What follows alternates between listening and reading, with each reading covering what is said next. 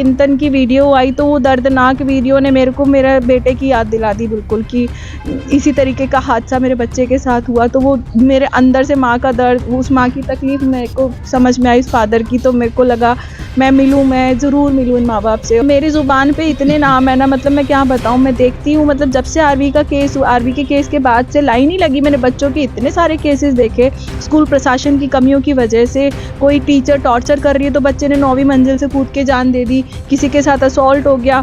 कितने केस तो अंदर दबे रह जाते हैं।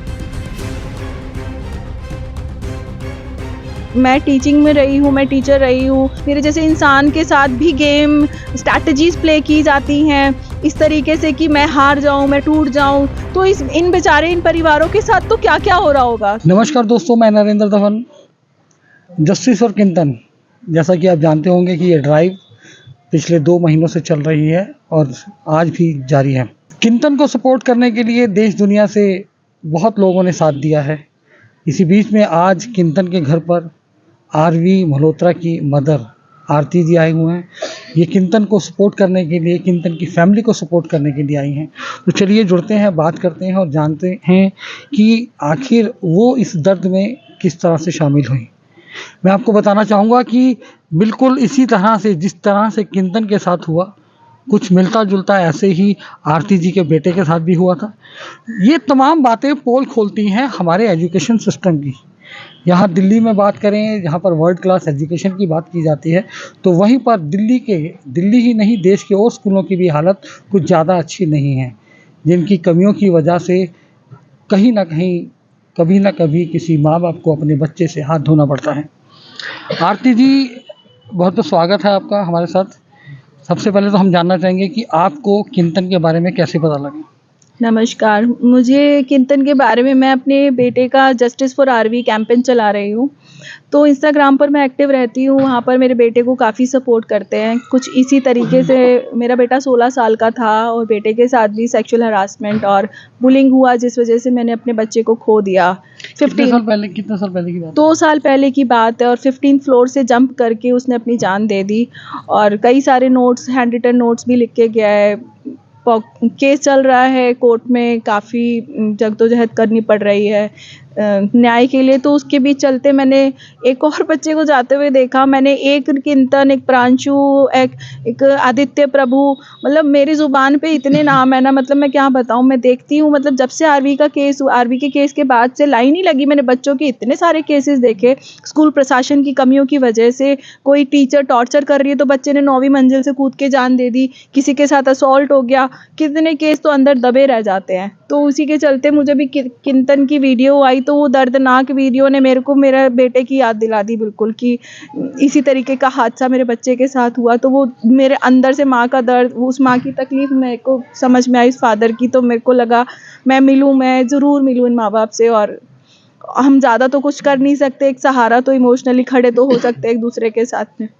निश्चित तौर पर आरती जी, ये बहुत बड़ा गम होता है, बहुत बड़ा दुख होता है कि माँ बाप को जब बच्चों का दुख होता है, ये खालीपन एक बहुत बहुत भारी खालीपन होता है।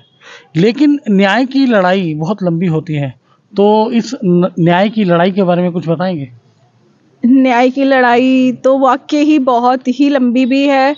और जब मेरे जैसे पर्सन, जो कि मैं टीचिंग में रही हूँ, मैं टीचर रही हूँ, तो जो परिवार उस तरीके की सुविधाएँ नहीं है, जिनके पास में इतने साधन नहीं है, इतनी नॉलेज, ज्ञान नहीं है, कागज़ों को उस हिसाब से नहीं भी पढ़ पाते हैं, तो उनके लिए कितना मुश्किल होगा जब मेरे जैसे इंसान को बेवकूफ़ बना दिया जाता है। मेरे जैसे इंसान के साथ भी गेम स्ट्रैटेजीज़ प्ले की जाती हैं इस तरीके से कि मैं हार जाऊँ, मैं टूट जाऊँ। तो इन परिवारों के साथ तो क्या-क्या हो रहा होगा। तो वो मैं अच्छे से समझ सकती हूँ, कितना मुश्किल है।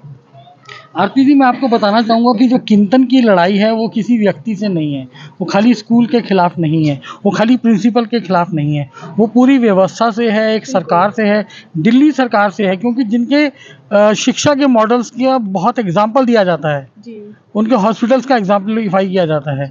ऐसे सिस्टम के अंदर रहकर सिस्टम से लड़ना बहुत मुश्किल हो जाता है। तो आप किस तरीके से राहुल जी को सपोर्ट करेंगे?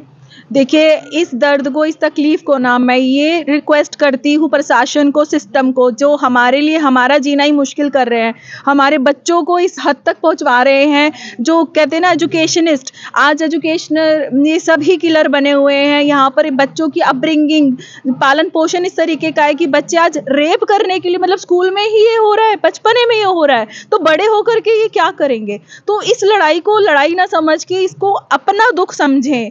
प्रशासनिक जितने भी अधिकारी हैं, जितने भी प्रशासन के ऊपर तक के लोग हैं, वो इस दर्द को अगर अपने घर का दर्द समझ के करेंगे तो शायद हर परिवार के लिए न्याय होना ईज़ी हो जाएगा और बाकी बच्चों का जो जीवन है, जो फ्यूचर है, सिक्योर होगा। कोई माता-पिता इस तरीके से अपने बच्चे की जान जाते हुए अपने हाथों से जब अंतिम संस्कार करना पड़ता है ना, एक माँ-बाप का जो दर्द, कलेजा फटता है। ईश्वर ना करे किसी को ऐसा नसीब हो ये दर्द। ज़िंदगी का इससे बड़ा दर्द कोई हो नहीं सकता। जब एक माँ-बाप अपने बच्चे को अपने हाथों से अंतिम संस्कार करते हैं, तो प्रशासन से मेरी यही विनती है, जो भी अधिकारी इसमें इन्वॉल्व हैं या होंगे या जो भी एजुकेशन सिस्टम है, सबको उस दर्द को अपना दर्द समझ के अगर डील करेंगे तो शायद न्याय मिल सकता है। आरती जी, आप एक फाउंडेशन चलाती हैं, आरवी फाउंडेशन, उसके बारे में कुछ बताएंगे आप? मेरे बच्चे के जाने के बाद मैंने देखा, जो मैंने आपको बताया, सोशल मीडिया पर मैं सपोर्ट मांगना शुरू किया, जस्टिस फॉर आरवी कैंपेन शुरू किया चलाना, तो मालूम पड़ा ये दर्द सिर्फ मेरे बच्चे का नहीं है, ये तो बहुत लाखों करोड़ों बच्चे सेम भुगत रहे हैं। वो मुझे माँ समझ के ये बातें बता रहे हैं, सोचिए आप। तो उनके घरों में, उनके बाहर जो भी परेशानियां हैं सिस्टम में, एजुकेशन में, टीचर्स, कई कई जगह सुनने में आया टीचर्स ही खुद रेप कर बच्चे के साथ असॉल्ट कर रहे हैं, कहीं पे बातें दबा दी जाती हैं, बच्चा सुसाइड क्यों कर रहा है, क्यों हुआ, पहले दिन ही दबा दिया जाता है। तो मैंने ये भी बच्चों से सुना है कितनी चीज़ें स्कूल के अंदर कागज़ों में ही दबी रह जाती हैं। आरवी जैसा, किंतन जैसा, आदित्य प्रभु जैसा, प्रांशु जैसे केसेस अगर सामने आए हैं तो वो एक केस ना समझे, उसको 1 करोड़ केस के बराबर एक केस को अगर डील करेगी ना सरकार, तो कितने करोड़ों बच्चों को न्याय मिलेगा।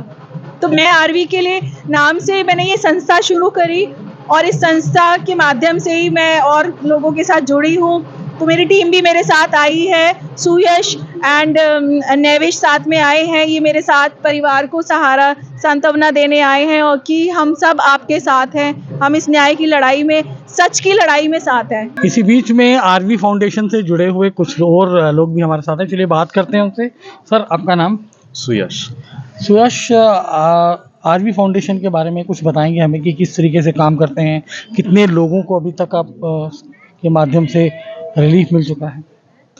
हम अभी हमने स्टार्ट किया है इसी फरवरी से और हम लोग ज़्यादातर जो भी बच्चों के वेलफेयर के लिए है और हम उसी प्रोसेस में हैं। हम कोशिश कर रहे हैं कि जितने भी पहले काउंसलर्स हैं ऑल ओवर इंडिया, हर स्टेट्स में, उन काउंसलर्स की लिस्ट हमने बनाई है, जितने साइकियाट्रिस्ट हैं, साइकोलॉजिस्ट हैं, जो कि फ्री में बिना किसी मूल्य पैसे लिए हुए बच्चों को काउंसलिंग दे सके। क्योंकि अचानक से बच्चों के मैसेज आते हैं कि हमारे साथ ये हो रहा है, स्कूल में, फैमिली में, आसपास उनके साथ अगर कुछ गलत हो रहा है तो तुरंत अगर मैसेज कॉल आते हैं तो तुरंत उनको कनेक्ट किया जा सके। क्योंकि हम इतने प्रोफेशनल नहीं कि उन बच्चों से बात कर पाएँ भी। तो कनेक्ट होने के बाद नेक्स्ट स्टेप हम आगे बढ़ेंगे कि उनके पास से कि जो काउंसलर हैं वो उनको बताएंगे कि अगला स्टेप हम क्या लिया जा सकता है। तो उनकी मदद के लिए जो लोकल पुलिस है उनको फिर मदद पहुंचाना, फिर फैमिली में बातचीत करना, इसका पूरा प्रोसेस है कैसे हम काम करेंगे। नंबर्स नहीं हमारे पास कि हमने कितने बच्चों की मदद कराई। कभी कभी होता क्या है ना कि बात सुन लेने से भी बहुत होप और रिलीफ मिल जाता है बच्चों को। तो ये है। और हम इस देश में हैं जिसकी 25% जनसंख्या जो है 14 साल से कम के बच्चों की है। और हम ये भी कहते हैं कि बच्चे हमारे देश का भविष्य हैं। तो जो हमारी सरकारी नीतियाँ बन रही हैं उस नीतियों में बच्चों का क्या स्पेस है, क्या जगह है। युवाओं का तो चलो अब युवा आगे आ रहे हैं बोल रहे हैं, लेकिन बच्चों का क्या स्पेस है। बच्चे जो हैं, हम बोलते हैं मन के साफ़ होते हैं, लेकिन वो वही बच्चे हैं जो स्कूल में अपने साथियों के साथ दुर्व्यवहार कर रहे हैं। तो इसका मतलब कुछ खामी है हमारी नीतियों में, हमारे एजुकेशन सिस्टम में। तो उसके लिए हम क्या कर सकते हैं? हमारी बातें कोई सुनने वाला है क्या? और ये सारे जो चीज़ हम देख रहे हैं बच्चों के साथ क्या हो रहा है, ये इसके साक्ष्य हैं कि कुछ तो सही नहीं है। तो हम क्या कदम उठाएंगे, सरकार क्या कदम उठाएगी? हम तो अपनी कोशिश, आवाज़ें बुलंद कर रहे हैं, सरकार सुने। हमने उन्हें चुन के वहाँ भेजा है, तो इसको इम्प्लीमेंट करें, हम नीतियों में बदलाव लाने की ज़रूरत है करना। जाहिर तौर पर सिस्टम में तो खामियां हैं, कमियां हैं तभी। तो आरती जी, एक चीज़ मैं और जानना चाहूँगा कि ये फाउंडेशन निश्चित तौर पर इंस्पिरेशन आपके बेटा रहा होगा। इस लड़ाई में जैसे बहुत चीज़ों की ज़रूरत होती है, फाइनेंशियल्स की, लोगों की, ईमानदार लोगों की, जिनकी कमी बहुत ज़्यादा होती है, तो इसको कैसे आप पूरा करते हैं? जब मैं स्टार्टिंग में शुरू किया था ये प्रोसेस, तो मैंने मोस्टली ऑनलाइन ही किया था। तो अभी भी हमारा ना मोस्टली ऑनलाइन है, जिसमें कोई इन्वेस्टमेंट नहीं है। ग्रेजुअली फंड्स या चीज़ें आएँगी फाउंडेशन की, तो हम उसको और बढ़ाएँगे, उस सुविधा को और बड़ा एक्सटेंड करेंगे। जब आप अच्छे निश्चय करके कुछ अच्छा करते हैं सोसाइटी के लिए, तो लोग अपने आप भी आपसे जुड़ जाते हैं, अच्छे लोग। वो अपने आप भी आपको ढूँढ लेते हैं और आपके साथ कनेक्ट होते हैं और आप भी उनको ढूँढ लेते हो। वो एक वाइब मैच कर जाती है। जैसा कि कहा भी जाता है ना कि मैं अकेला ही चला था जानवे मंजिल की ओर, लोग मिलते गए और कारवां बनता गया। तो यानी कि एक मुहिम जब शुरू होती है, अगर वो सच्चे दिल से और ईमानदारी के साथ हो, तो निश्चित तौर पर आपके साथ लोगों का कारवां भी चलता है। दिल्ली सरकार के जो एजुकेशन मिनिस्टर हैं और या दिल्ली के जो ईमानदार केजरीवाल सरकार है और जो केजरीवाल जी हमारे मुख्यमंत्री हैं, उनके कानों तक ये आवाज़ नहीं पहुंची कि उनके स्कूलों के अंदर क्या हो रहा है।